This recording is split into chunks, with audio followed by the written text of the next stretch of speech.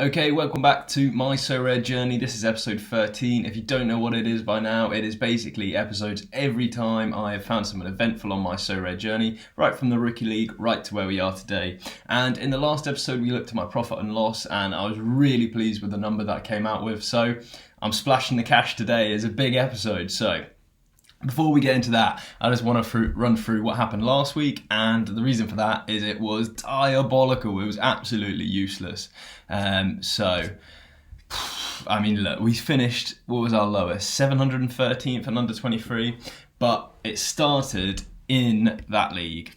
Actually, it didn't start in that league at all. It started in Global All-Stars then. Yeah. So Friday night, I'm out enjoying myself. I'm celebrating, and it's just about 4 minutes past 8, and I'm like, we'll check if Hugo Guillamon here is starting for Valencia.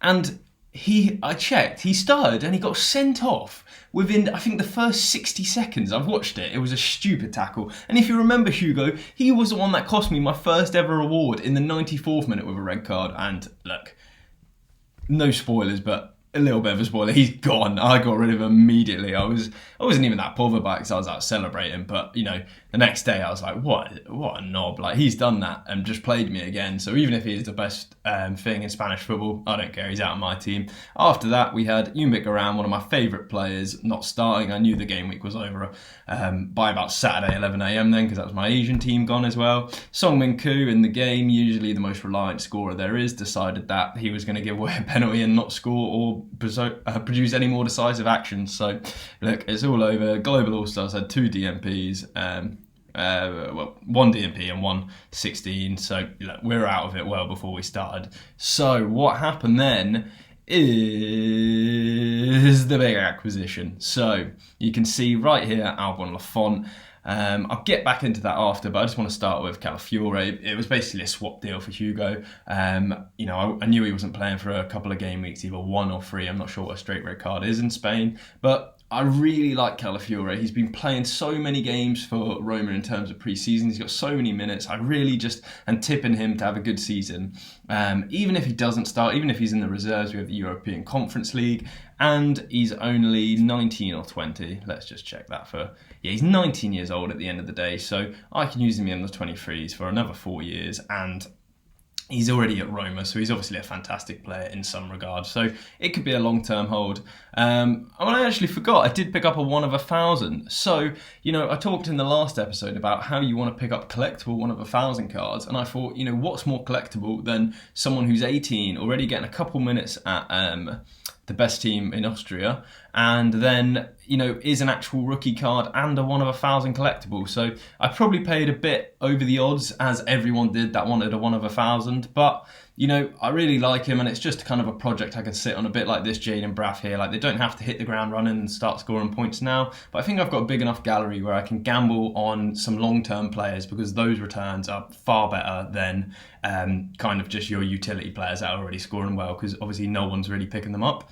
So then we have Albon Lafont, and I'd been waiting to get an under 23 goalkeeper for so long, and they just got so expensive at one point that I decided it was basically out of the range. I tried to pick up an Etienne Green, but on Saturday, I think it was, I got this alert. So if you don't know, one of my key tips is to actually go onto Sorare Dota, go onto my watch list, and this will be all your kind of light cards that you're looking to pick up.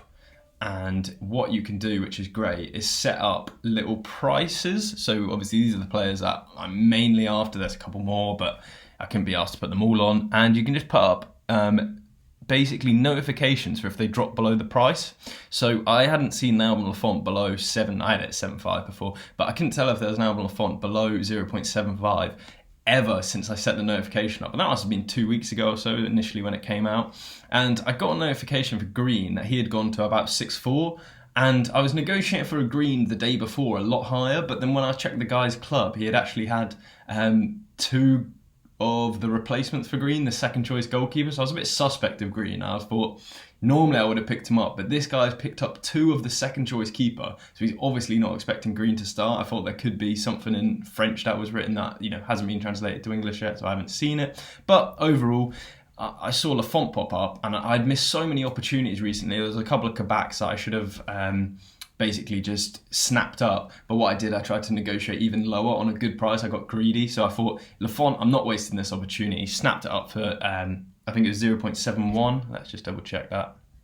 Yeah, 0.71, 1.6k, and I just couldn't understand why it was so cheap. And when I looked into it, it made a bit more sense. But prices had dipped in the evening or from the next day, and they finally started to recalculate because we'd been on this massive bull run when Ethereum had gone up in price. But we hadn't really reconnected and said, okay, well, Ethereum's up 30%, so cards kind of need to come back down a little bit, and it's finally done that. So he got on at auction at like 4 or 5 a.m. for 693 ETH. But if you actually look, in GBP terms, he sold it to me for less than he got it for, so you can see why I want to snap it up immediately.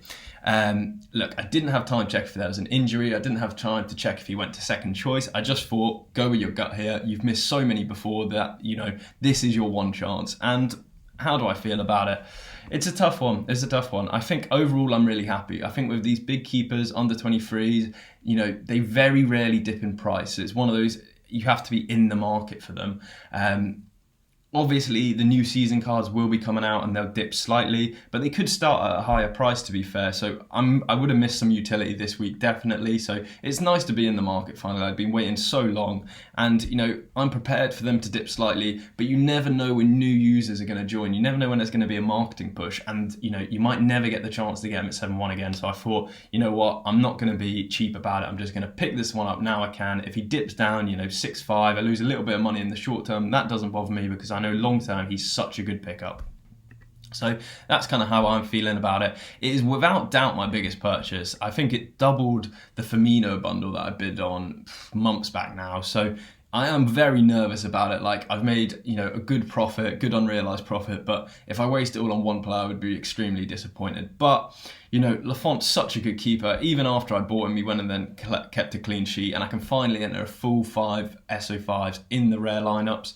My biggest disappointment about it is that I was saving up to get a good couple of D5 teams for the upcoming week, and doesn't look like I'll be able to do that now, but I'll be competing in certainly 2 leagues and possibly 3 in the rare league. So I think that kind of makes up for it. And over time, as every payday comes along, I can start topping up and getting one of 1,000. So that's kind of how it's going this week, and we'll just see how it goes. Hopefully I can be competitive. I'm looking to improve my under 23 squad. It's actually, I'll give you a glimpse of this week. It's obviously midweek, so not many fixtures about. So Global All-Stars, I've got 3 rare players and 1 common playing, so hopefully I can just reach the thresholds, but it's looking unlikely.